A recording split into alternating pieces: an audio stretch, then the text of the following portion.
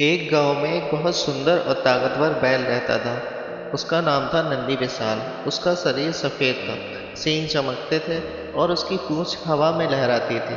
वह मेहनती था और अपने मालिक से बहुत प्यार करता था। एक दिन गांव के लोग ताकतवर बैलों की बातें कर रहे थे। नंदी विशाल का मालिक गर्व से बोला, मेरा बैल अकेले 100 गाड़ियों का बोझ खींच सकता है। गांव के लोग चौंके और बोले, अगर सच में ऐसा है तो हमें दिखाओ।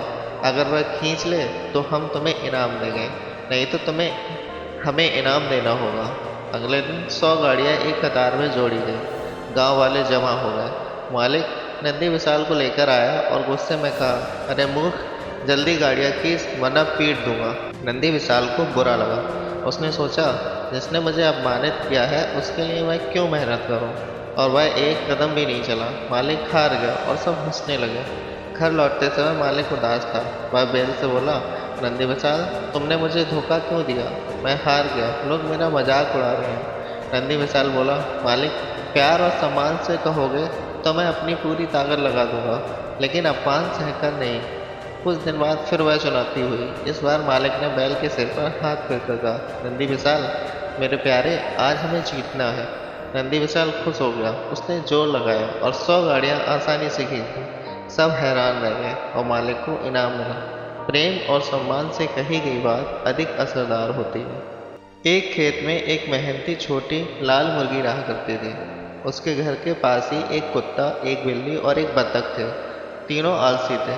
इसके बाद भी लाल मुर्गी से इनकी अच्छी दोस्ती थी। कई बार कुत्ता, बिल्ली और बतख छोटी लाल मुर्गी का फायदा उठाते। वह मेहनत करके अपना भोजन तैयार करती और वे तीनों खाने पहुंच जाते। मुर्गी भी दोस्ती के कारण उसे कुछ नहीं कहती। एक दिन छोटी लाल मुर्गी खेत में घूम रही थी। वहां उसे मिट्टी में पड़े गेहूं के कुछ बीज दिखाई पड़े। उन्हें देखकर वह सोचने लगी, क्यों ना मैं इन बीजों को खेत में बो दूं। जब फसल होगी तो मैं गेहूं पिसवा लूंगी और उसकी रोटी बनाकर मजे से खाऊंगी। उसे आशा थी कि उसके दोस्त इस काम में उसकी मदद करेंगे। उसने गेहूं के दाने उठा लिए और सबसे पहले कुत्ते के पास पहुंची। उसने कुत्ते से कहा, दोस्त, देखो, मुझे खेत में गेहूं के ये बीज मिले हैं। मैं इसे बोना चाहती हूँ, क्या तुम मेरी सहायता करोगे। कुत्ता आराम कर रहा था। उसने मना कर दिया। छोटी लाल मुर्गी बतख के पास पहुंची और उससे पूछा, दोस्त, क्या तुम इन गेहूं को बोने में मेरी सहायता करोगे। बतख ने धूप का बहाना बनाकर मना कर दिया। छोटी लाल मुर्गी बिल्ली के पास गई और उसे भी गेहूं के बीज दिखाकर पूछा, दोस्त, कुत्ता और बतख तो मेरी सहायता नहीं कर रहे, क्या तुम मेरी सहायता करोगी। बिल्ली ने दूध पीने जाने का बहाना बनाकर मना कर दिया। दुखी होकर छोटी लाल मुर्गी ने अकेले ही खेत में बीज बोने का फैसला किया। वह खेत में गई और कड़ी धूप में दिन भर मेहनत कर शाम तक सारे बीज बो दिए। समय बीता और खेत में गेहूं की फसल लहलहाने लगी। छोटी लाल मुर्गी बहुत खुश हुई। वह दौड़कर कुत्ते के पास पहुंची और उससे फसल काटने में मदद मांगी, लेकिन कुत्ते ने बहाना बनाकर मना कर दिया। वो बतख और बिल्ली के पास गई, लेकिन उन्होंने भी मना कर दिया।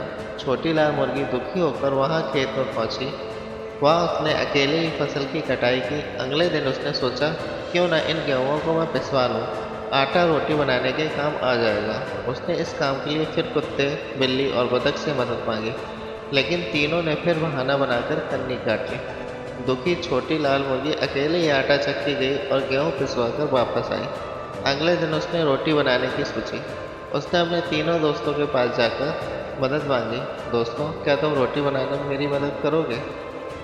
तीनों एक स्वर में बोले, हमें तो रोटी बनाना आता ही नहीं। छोटी लाल मुर्गी ने अकेले ही जाकर रोटी बनाई। जब गर्मा गर्म रोटियां तैयार हो गई तो वह कुत्ता, बतख और बिल्ली के पास पहुंची और उन्हें रोटियां दिखाते हुए बोली, अब बताओ कि रोटियां कौन कौन खाएगा। हम तीनों एक साथ बोले, नहीं। मुर्गी बोली, इन रोटियों के लिए सारी मेहनत मैंने की है, इसलिए मैं ही सारी रोटियां खाऊंगी। और वह मज़े से रोटियां खाने लगे। कुत्ता, बतख और बिल्ली ने कोई मेहनत नहीं की थी। वे छोटी लाल मुर्गी का मुंह देखते रह गए। जो मेहनत करेगा फल भी उसी को मिलेगा, इसलिए मेहनत से कभी जी नहीं चुराएं।